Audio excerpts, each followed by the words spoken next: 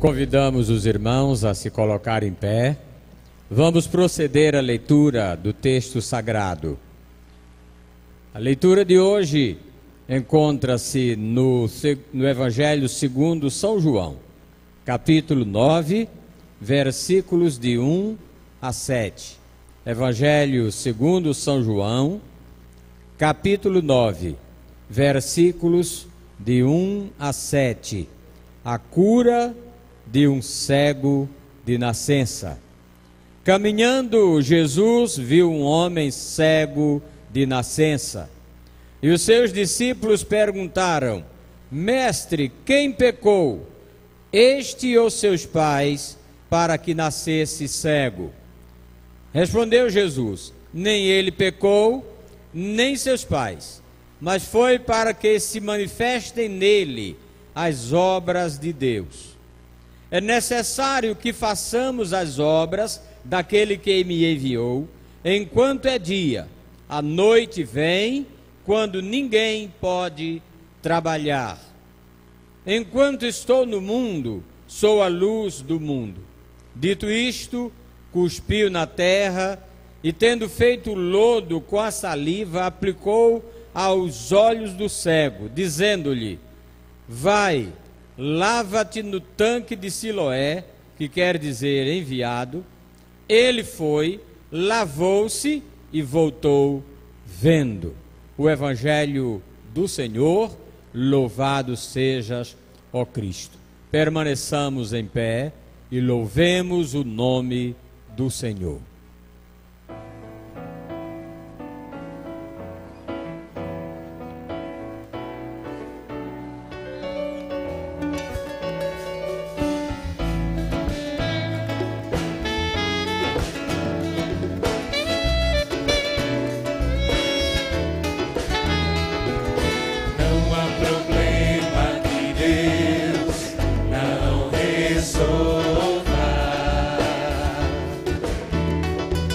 Seja o problema maior que uma montanha,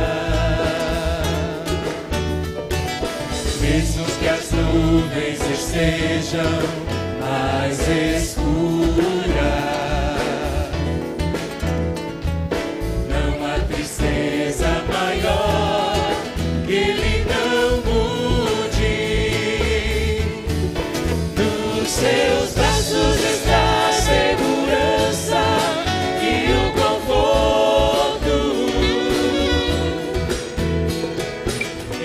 certeza que há no meu viver.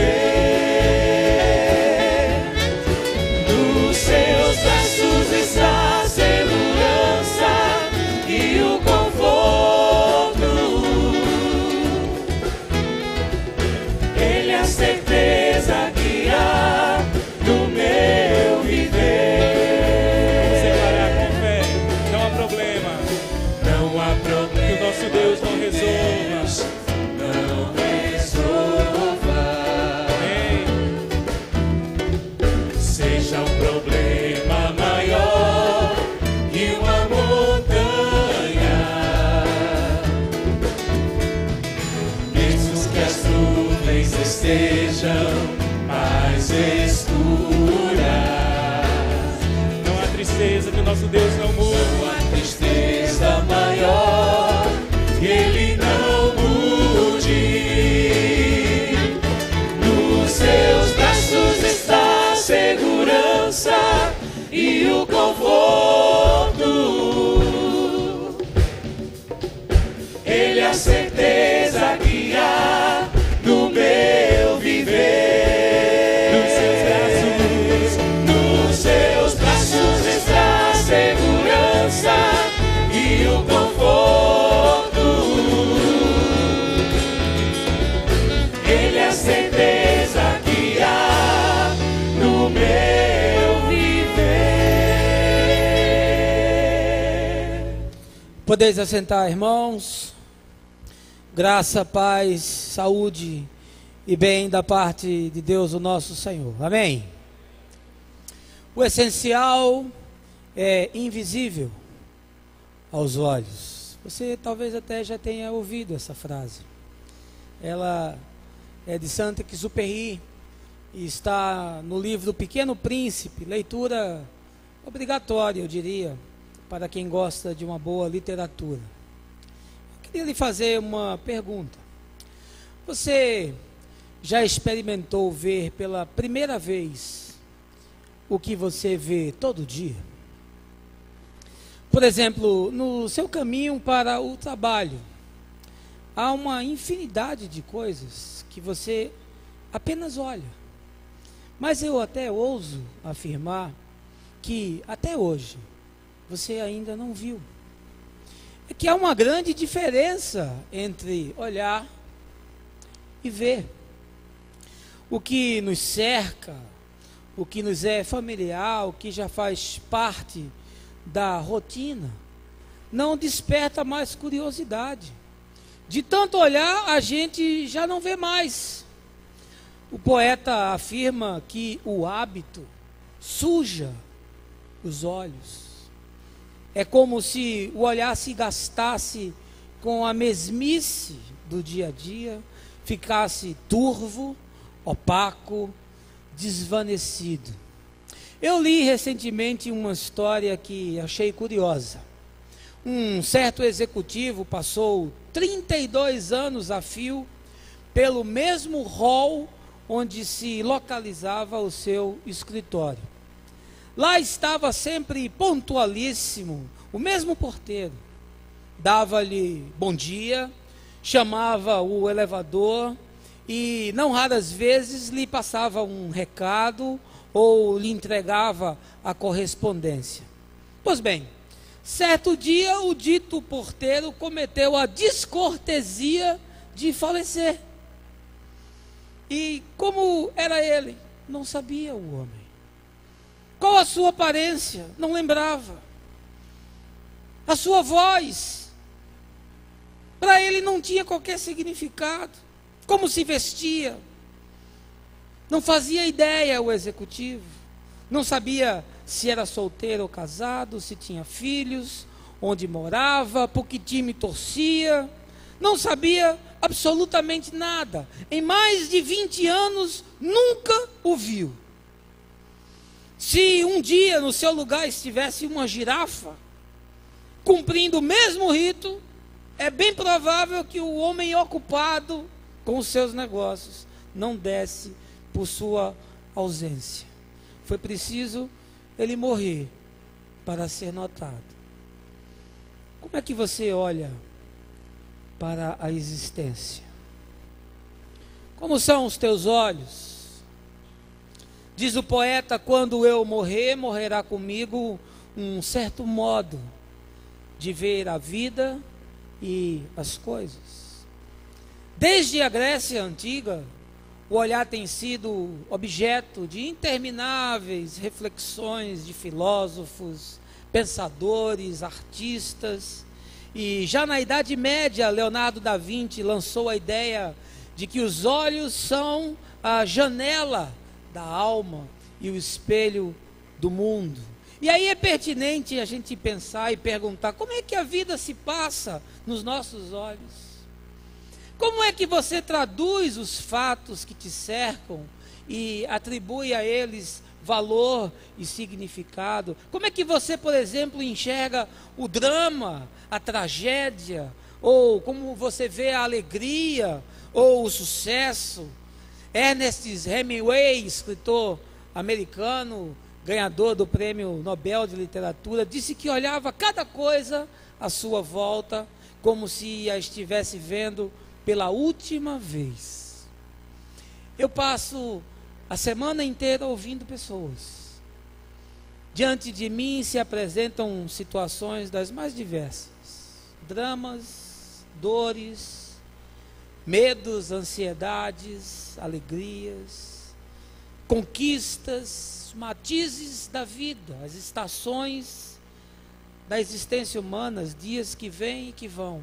Mas uma coisa tem me chamado a atenção: o olhar que as pessoas têm a respeito do que lhes acontece na vida e do que acontece em torno de si mesmos. A Bíblia Sagrada nos fala desse episódio que nós lemos há pouco, que se passou com Jesus, e que tem muito a ver com tudo isso, porque nele o personagem principal é um homem cego de nascença, um transeunte anônimo, um ser que ficava nas esquinas da vida, alguém que nunca havia sido notado. Eu sei que provavelmente há alguns aqui que se sentem assim. Estão na vida, mas a vida não está neles. Se sentem imperceptíveis, invisíveis ao olhar alheio. São fantasmas perambulando pela existência, apenas cumprindo uma rotina que lhes foi dada, vendo sem olhar, enxergando sem ver. Eu queria essa noite pregar sobre esse tema, nessa mensagem que eu intitulei Eu Era Cego e Agora Vejo. A pretensão que nós temos é de lhe levar a discernir as implicações que existem no fato de Jesus nos tirar das trevas e nos fazer ver a sua maravilhosa luz. Mas eu não queria dar prosseguimento sem convidá-lo a um momento de oração. Baixe a sua cabeça, feche os seus olhos. Pai, expostos à tua palavra, queremos que ela se faça luz nas nossas trevas e queremos que a tua luz brilhe, Senhor, no nosso viver, porque na tua luz vemos a luz. Portanto, te pedimos que tu aplanes um caminho seguro para que possamos andar de tal forma que a misericórdia, a paz e o bem nos alcancem em todos os dias da nossa vida, de tal maneira que venhamos a habitar na casa do Senhor por todo sempre. É isso que te pedimos, com perdão dos nossos pecados, por Cristo nosso Senhor. Amém. Meus queridos amigos, amigas, irmãos e irmãs, às vezes aquilo que nos parece ser o principal é secundário. Às vezes aquilo que nós julgamos ser o mais importante é pano de fundo. E isso aconteceu comigo nas dezenas de vezes que eu li esse texto. E parece que o entendimento maior e a percepção mais aprofundada sempre me fugiu, porque os meus olhos sempre se fixaram nessa extraordinária narrativa de João, que fala de um homem cego de nascença, que foi curado. E portanto, a minha atenção sempre se voltou para o milagre, para a cura, para o extraordinário, para o espetacular, para aquilo que é perceptível, é tangível, é mensurável. E por conta disso, eu penso que fiquei muito tempo impedido de ver as verdades subjacentes, subliminares, e que são expressivamente contundentes e têm implicações muito maiores para a minha vida e, quem sabe, até para a sua vida. O próprio Exupéry, citando mais uma vez o Pequeno Príncipe, diz: em todo deserto há um poço escondido. Parece que no deserto da minha percepção havia um poço escondido, até o dia que Deus me revelou algo nesse texto. E eu queria contar essa história para você, porque nós lemos uma porção muito pequena, para não termos que ler o capítulo inteiro. Mas o fato se desencadeia a partir do momento em que Jesus está com os seus discípulos e ele está andando pelas ruas. Jesus tinha um estilo peripatético, e esse estilo era muito usado pelos gregos. Aristóteles, inclusive, fazia uso.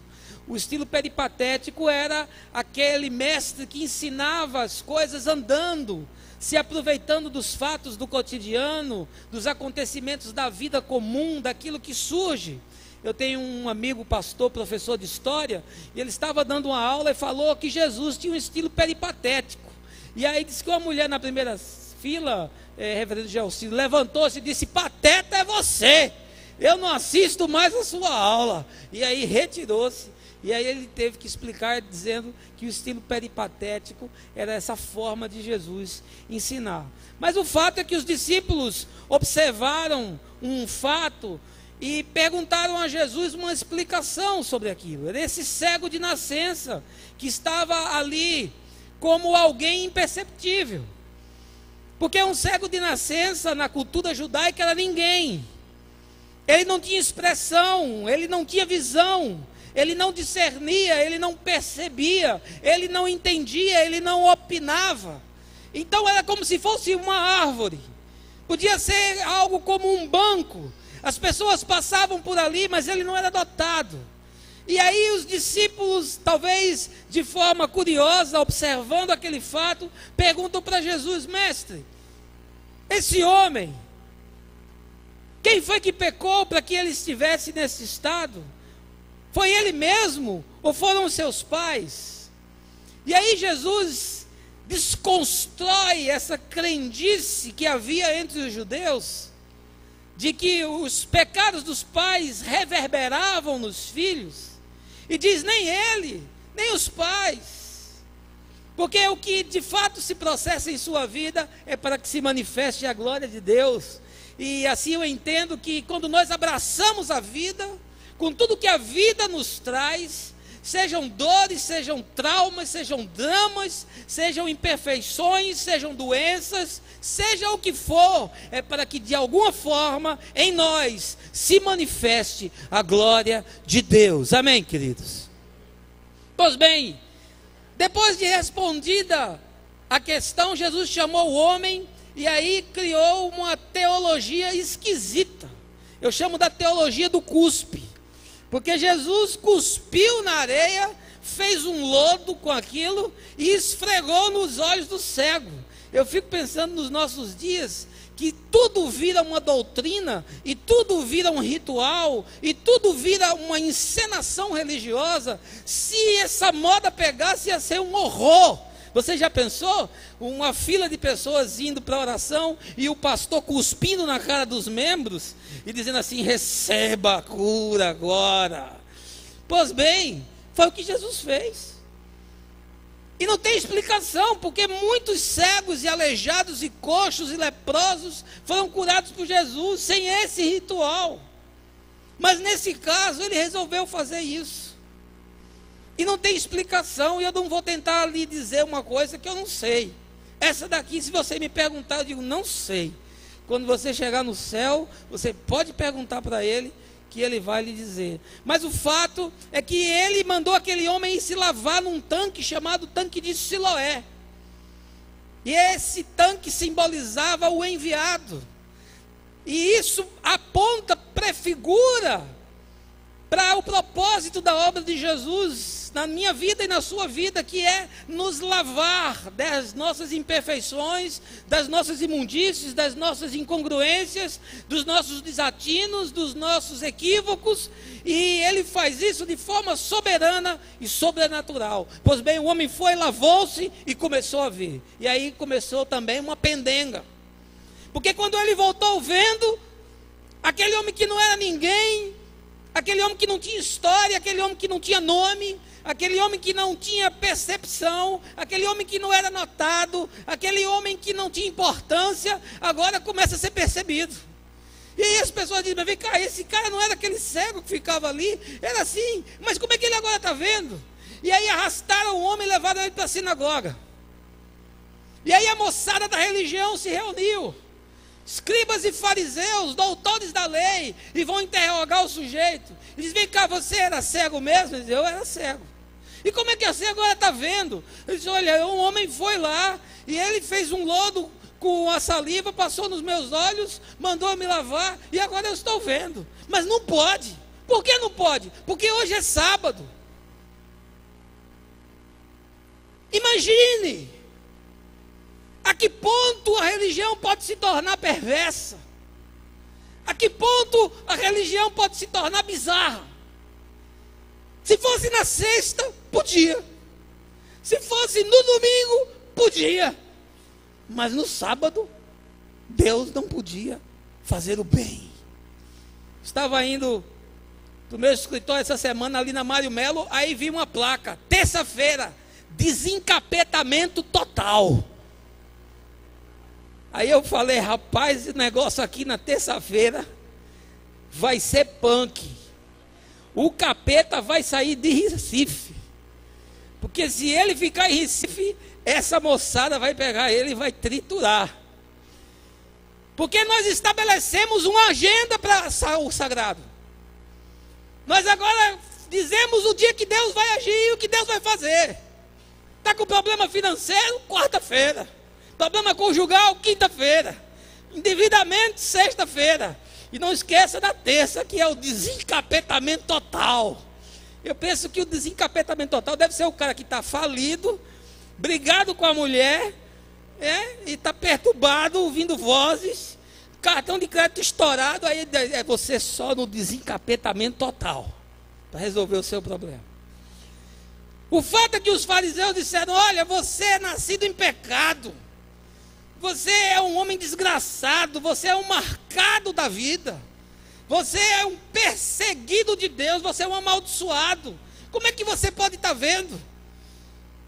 E aí pegaram esse homem, expulsaram ele da sinagoga, e aí Jesus se encontra com ele.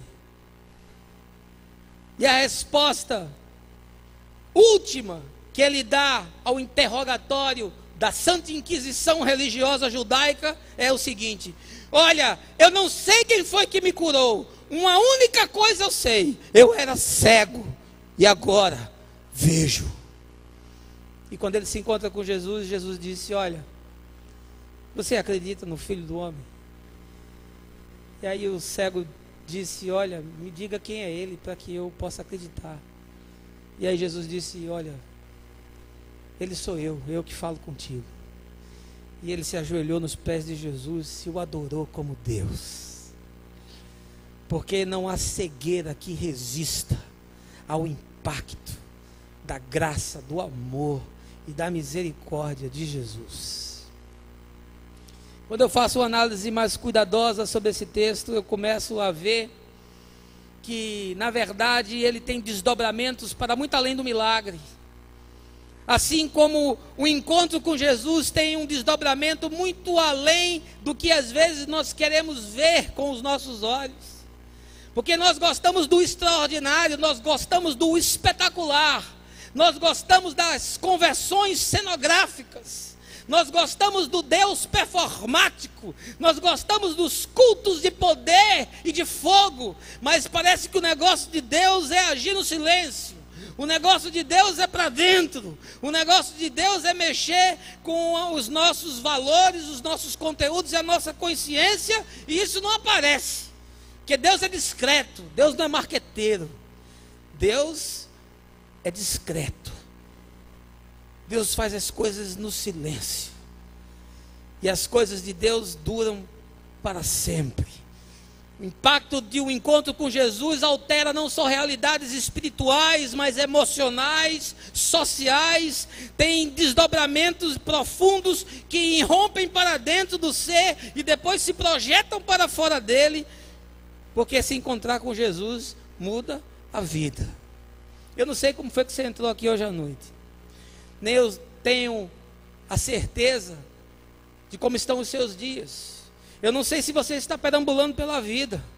Eu não sei se você está em crise, se você se sente só, se você está com medo, se você sente dores, se você está mergulhado em dramas. Talvez você até frequente essa catedral há muito tempo, mas os seus olhos ainda não foram capazes de ver, nem o seu coração de sentir o que se passa com alguém que se rende a esse Jesus. Mas eu quero lhe dizer que essa noite, se você entrou aqui cego, você vai sair daqui vendo no nome do Senhor. Amém, gente?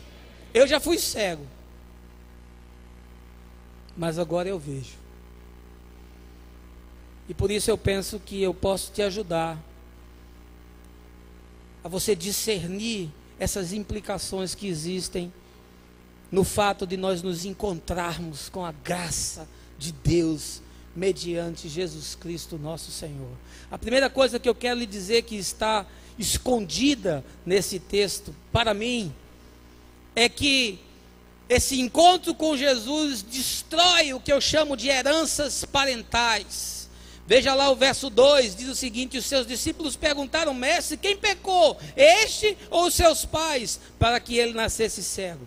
Havia essa crendice entre os judeus, de que se alguém tinha alguma deformidade, se alguém tinha alguma aleijão, se alguém carregava alguma doença, se alguém era diferente, se alguém não seguia aquele princípio do que se estabelecia como correto, se alguém não era igual à média, se alguém não era parecido com o outro, é porque esse alguém estava marcado por Deus. E eles acreditavam que o pecado passava de pai para filho, como uma herança. E essa crendice ganhou força de dogma. E isso parece que é a história da igreja. As tradições às vezes têm mais força do que as escrituras.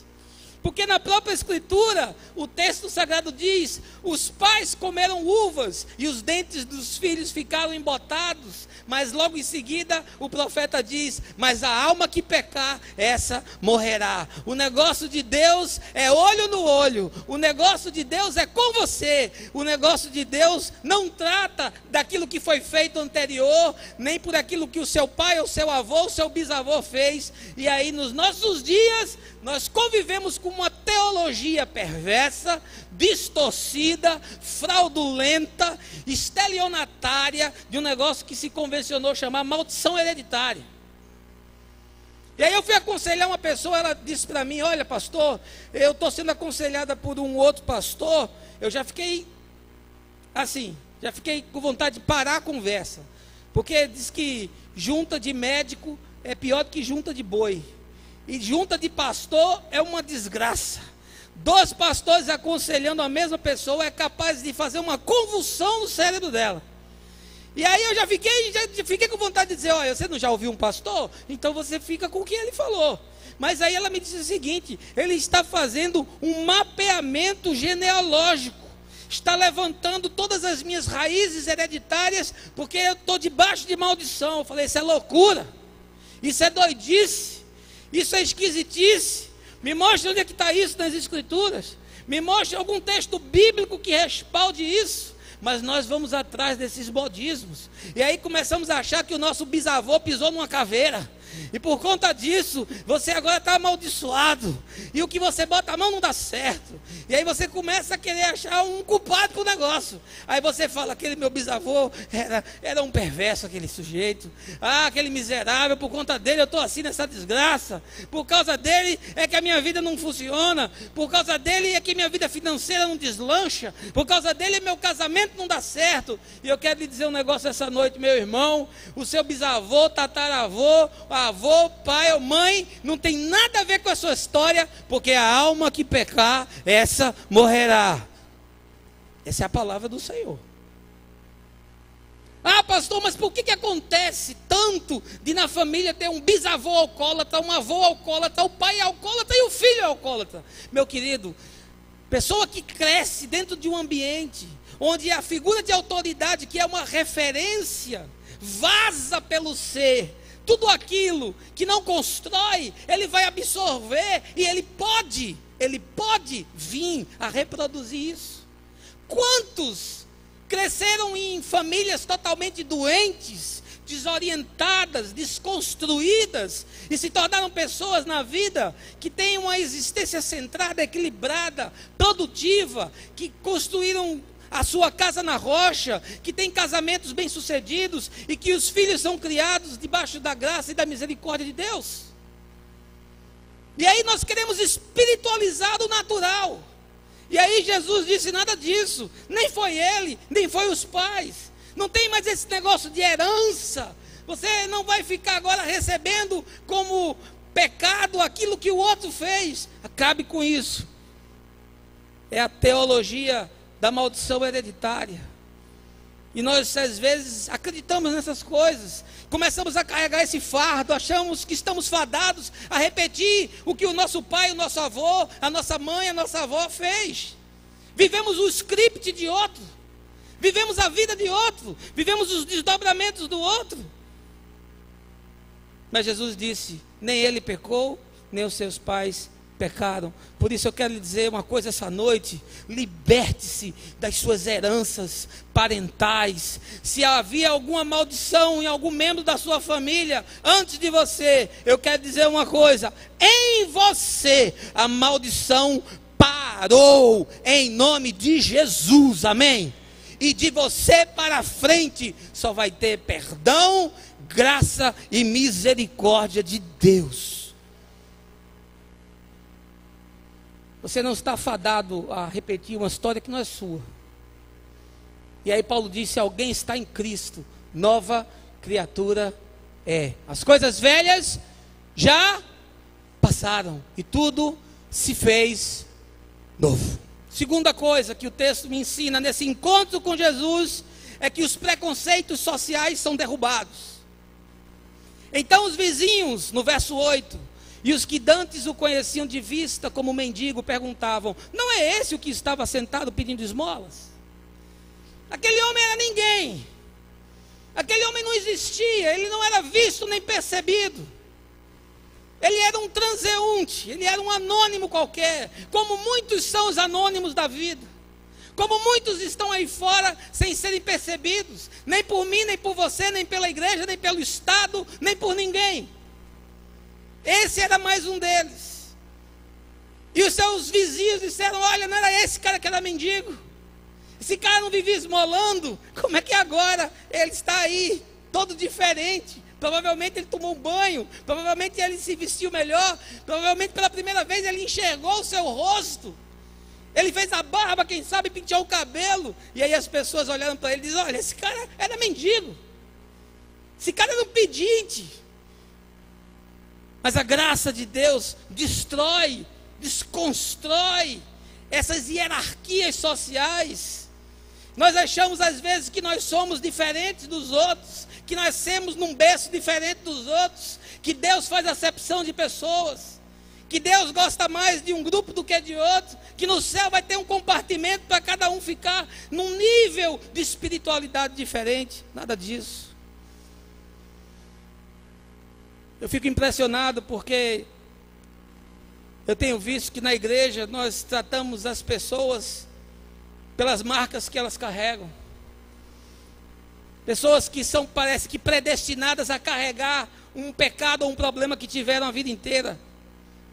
E aí nós colocamos o prefixo ex para designar essa pessoa. É a ex-prostituta, é o ex-adúltero, é o ex-ladrão, é o ex-mentiroso, é o ex-depressivo, é o ex-homossexual, é sempre um ex. Mas a gente nunca consegue ver o diferente de forma nova, restaurado, refeito, reconstituído, levantado pela misericórdia de Deus. Não, nós ficamos sempre vendo aquela pessoa de uma forma diferente, porque nós gostamos de fazer essas compartimentações. Se tivesse uma drag queen sentada do seu lado aí, essa noite, o que você fazia? Você olhava para ela e dizia o quê? Pai do Senhor, irmão. No abraço da paz, como é que você ia fazer? Você saía antes para ir no banheiro? Você já pensou que nós não estamos prontos para conviver com o diferente? Porque nós nos tornamos uma igreja serializada. Nós nos tornamos um amontoado de pessoas que fala tudo igual, pensa tudo igual, se veste tudo igual, crê tudo igual. Mas se o diferente entra no nosso meio, ele não consegue, porque todos os olhares se voltam para ele. Mas Jesus lidava com os diferentes. Jesus andava com os pecadores. Jesus andava com os desgarrados. Jesus andava com aqueles que ninguém queria se juntar. E nós temos que carregar o Espírito de Jesus. Por isso eu acredito que quando nós temos um encontro verdadeiro com Ele, essas nossas percepções, esses nossos preconceitos sociais são todos destruídos. Ele era cego, mas ele foi lá no tanque e se lavou. E aquela lavagem não lavou só os seus olhos, não, lavou a sua alma, lavou a sua história, lavou os seus desencontros, lavou as suas inconcretudes, as suas imperfeições. E agora ali eu tenho um homem novo, portanto não é mais ex, agora é uma pessoa nova, diferente. Deus remove todos os rótulos sociais que nós temos e nos coloca na posição de filhos. Todos nós somos filhos de Deus. Não tem filho melhor, nem filho pior. Todos somos filhos. Amém? Por isso não importa o que você fez, nem quem você se tornou. Se você desejar sair das trevas para a luz, essas marcas vão ser removidas de você, porque há poder no nome de Jesus. Em terceiro lugar, o texto me ensina que nesse encontro com Jesus, ele também destrói as tradições institucionais. Verso 16. Por isso, alguns dos fariseus diziam: esse homem não é de Deus, porque não guarda o sábado. Diziam outros: como pode um homem pecador fazer tamanhos sinais? Olha, é a questão da religião tentando dogmatizar, tentando estruturar, tentando domesticar o sagrado. É a religião tentando colocar Deus numa caixa. É esse negócio do dia que Deus age, da agenda de Deus. Mas Deus é claustrofóbico, eu já falei isso. Deus não se submete a essas coisas. Deus age onde quer, como quer, por intermédio de quem quer, e faz o que quer, e não tem que dar satisfação a seu ninguém. Estavam lá os homens da religião reunidos, tratando das suas tradições, discutindo por que o homem tinha sido curado no sábado. E nós também temos as nossas santas tradições. Aliás, o Ricardo Gondim escreveu um livro muito bom, O Evangelho segundo os Santos Evangélicos. Nós estamos fazendo uma pesquisa num blog que eu sou editor, e a pesquisa é: o que creem os que dizem crer. E nessa pesquisa nós vamos com certeza revelar que muitas das nossas crenças não estão nas Escrituras, são dogmas, são tradições, são modismos, são invenções que nós acabamos aceitando e incorporando na nossa vida como se fossem verdades de Deus. Mas a religião, ela tem um poder avassalador de destruir corações. A religião tem o poder avassalador de embaçar percepções. A religião tem o poder completamente aniquilador de nos roubar a nossa consciência, e ficamos com o nosso pensamento cauterizado. Quando Paulo escreve a sua carta aos Gálatas, ele diz: Gálatas insensatos, eu preguei a vocês Jesus, quem foi que fascinou vocês e inverteu o evangelho que eu trouxe para vocês? Vocês agora estão se submetendo novamente a preceitos de homens. Olha, meu querido irmão, quando nós nos encontramos com Jesus, essas tradições institucionais, essas liturgias ocas, essas coisas que têm símbolo, mas não têm significado, elas têm que ser postas de lado, porque nós precisamos beber da fonte da vida, nós precisamos incorporar as verdades do Evangelho, porque senão nós vamos correr o sério risco de ficar frequentando culto, e saímos do jeito que entramos, e não nos emocionamos mais, e não nos alegramos mais, e não nos regozijamos mais, porque a religião tem esse poder de matar as nossas sensações e as nossas emoções. Quantos eu conheço, com milhares de horas de culto, com milhares de horas de movimentos, que já não se emocionam mais com Deus, que já não se entusiasmam mais com as coisas de Deus, que não tem mais temor a Deus, que imaginam ter chegado já no ápice do currículo religioso, da escalada institucional, mas isso não tem se refletido na vida, isso não se desdobra em atos de justiça e de misericórdia e de amor, porque a religião é capaz de matar, de carcomer a nossa alma e de embotar os nossos sentidos. E estavam lá os homens da lei discutindo se um homem cego de nascença podia ou não podia ser curado no sábado. E eu pergunto a você, há uma discussão mais perversa do que essa? Se o bem pode ser feito, se Deus pode agir no sábado ou não? Essa era a questão. A quarta coisa e penúltima que esse texto me ensina é que quando eu me encontro com Jesus, todas as limitações circunstanciais são destruídas. Verso 32 diz assim: desde que há mundo, jamais se ouviu que alguém tenha aberto os olhos a um cego de nascença. Não há limitações para Deus. Não há circunstâncias que não possam ser alteradas. Eu não sei como você entrou aqui hoje, mas talvez você tenha algumas questões que você julgue que são impossíveis de ser alteradas. Talvez algumas questões que você, há alguns anos, você tem pedido a Deus para que sejam mudadas e elas não são alteradas. Talvez existam questões interiores que você clama, que lhe machucam, que lhe às vezes roubam o sono, roubam a alegria e a paz, mas é como aquele espinho que lhe fura e você não acredita mais, passado tanto tempo, que isso possa ser alterado. Assim estava aquele homem, era um cego de nascença. As circunstâncias pareciam estar encerradas e cerradas para ele, mas aí ele se encontra com Jesus, e a graça de Deus, ela vai no extraordinário. A graça de Deus, ela vai naquilo onde nós não podemos chegar.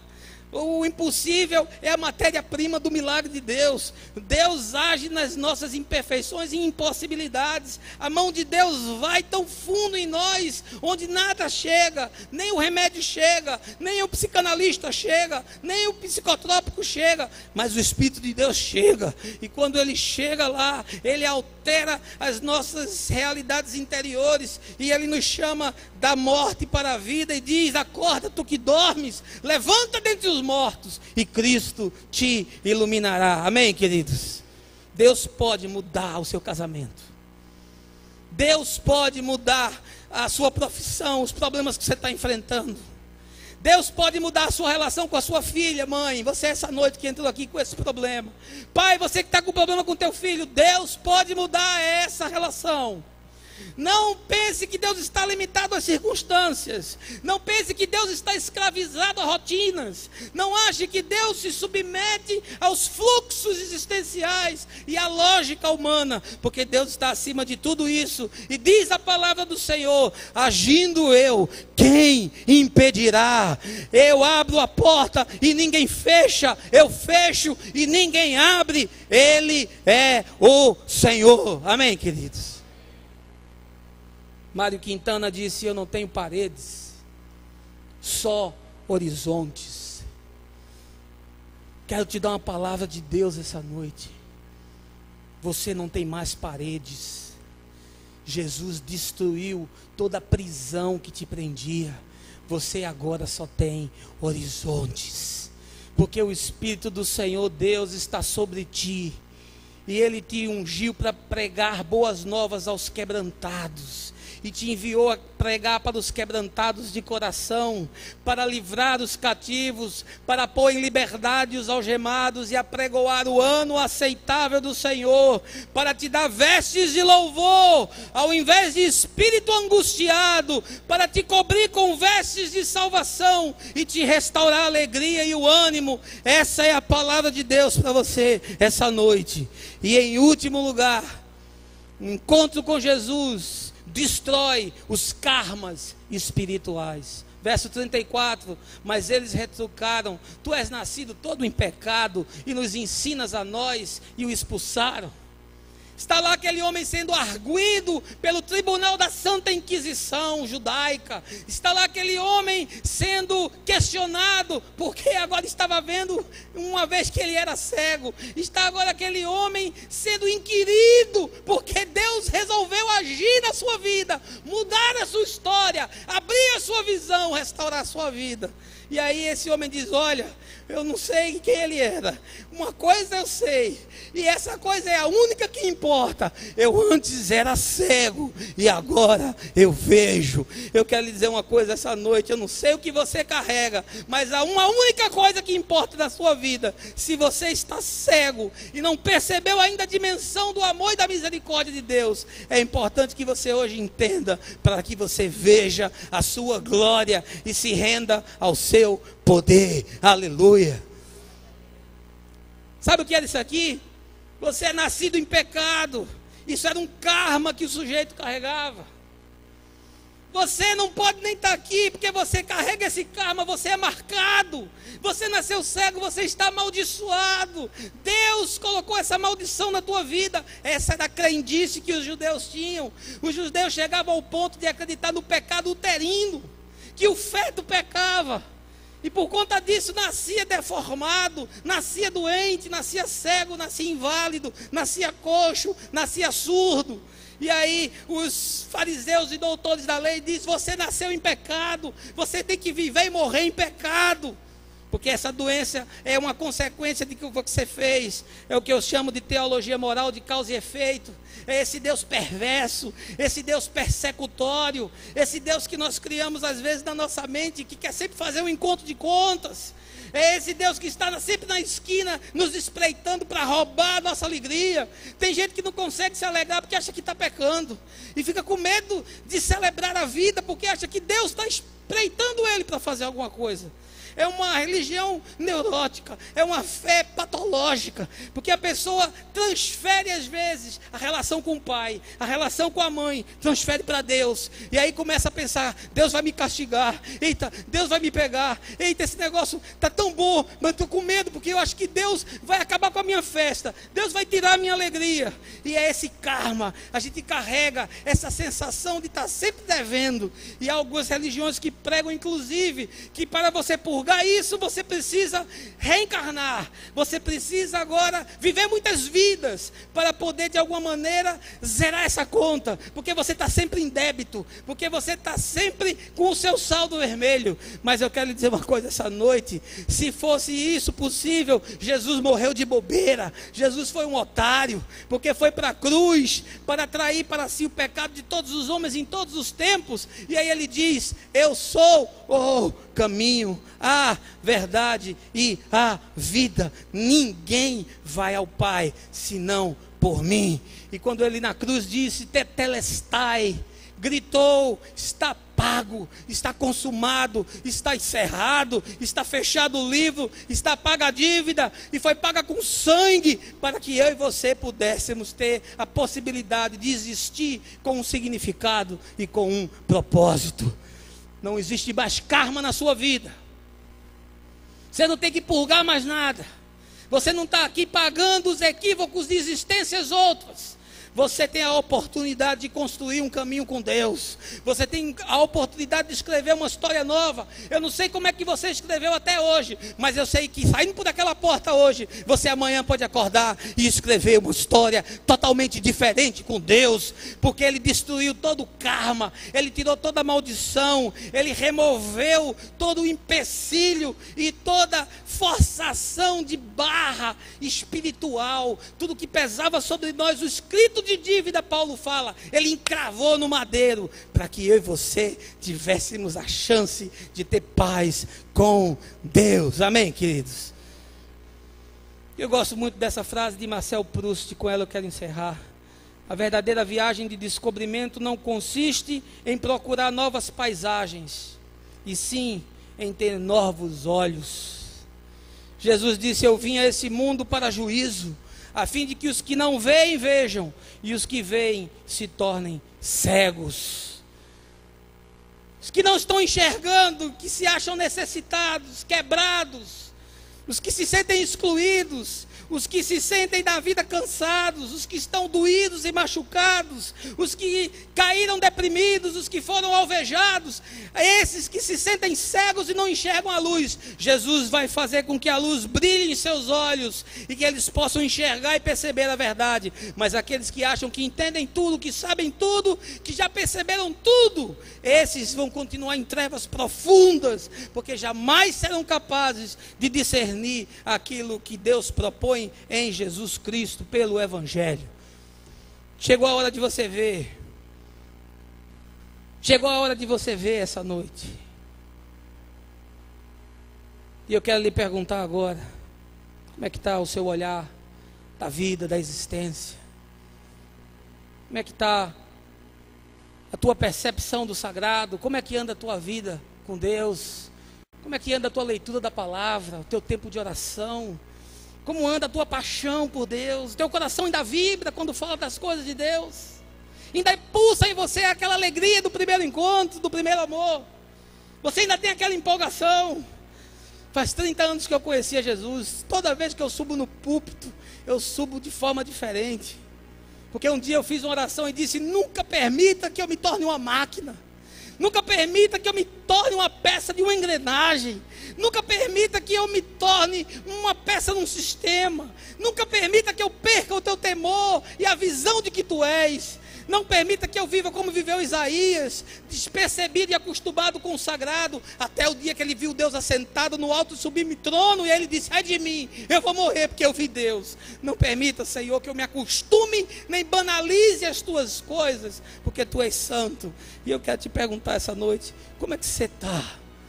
Como é que está a tua espiritualidade? Talvez você esteja se sentindo como aquele cego de nascença, com a tua vida marcada, com a tua história já traçada.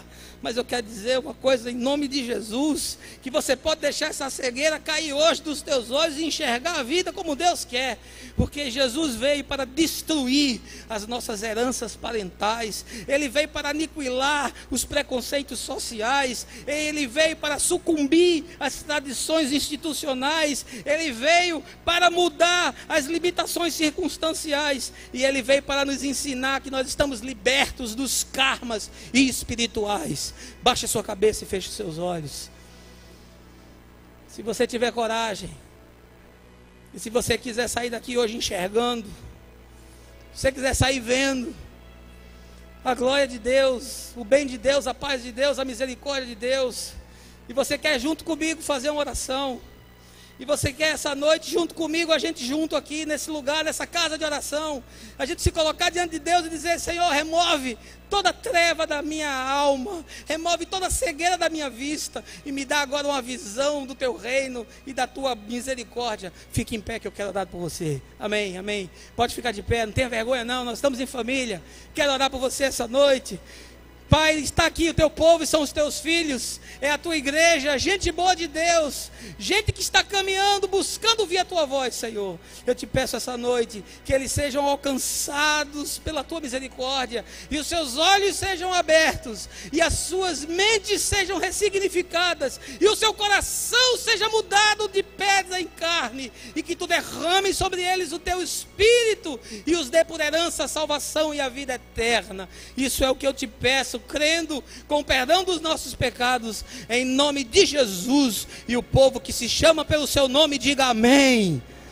Aleluia, louvado seja o nome do Senhor. Vamos continuar de pé e cantar esse cântico. Cante com alegria, cante com entusiasmo, cante com paixão, cante com a vida, não só com a boca, mas cante com os atos.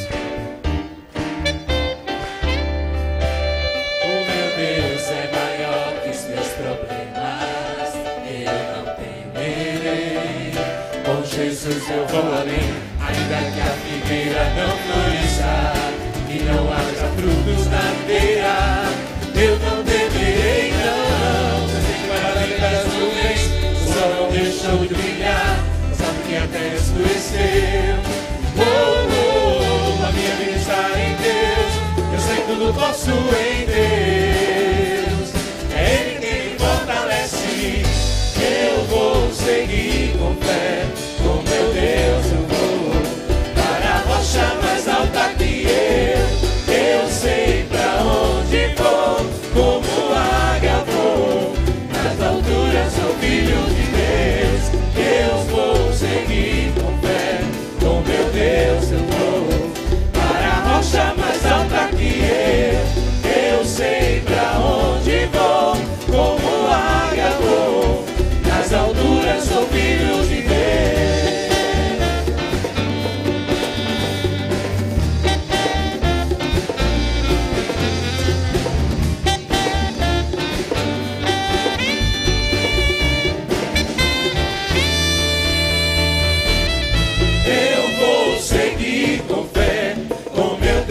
Eu vou para a rocha mais alta que eu sei pra onde vou, como águia vou, nas alturas sou filho de Deus, eu vou seguir com fé, com meu Deus eu vou para a rocha mais alta que eu sei pra onde vou, como águia vou, nas alturas sou filho de Deus.